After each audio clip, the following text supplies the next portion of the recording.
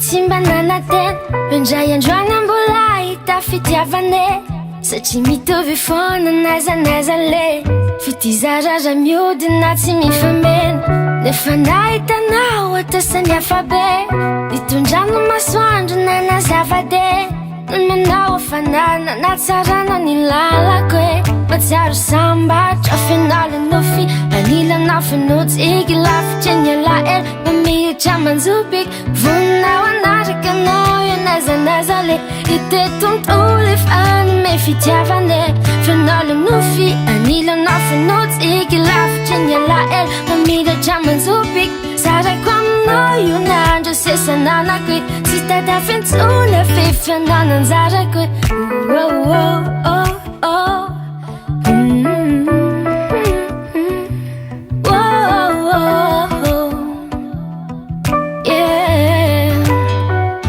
taloha aho nanome tsy nandray afa-tsy fitaka manisy ratra noany itakoa nizara fitifa tsy nisitraka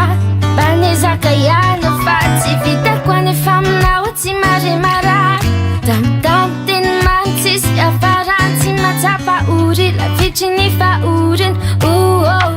ranomasy tsisy intsony fianala nofy aninana fanotsy iky lavitry ny alael mamiratra manjopiky voninao anaraka anao io n'aiza le itetontolo efanome fitiavane fianala nofy aninana fanotsy iky lavitry ny alael mamiratra manjopiky sarako aminao io nandro sisananako tsy tadafentsona fifianananjarako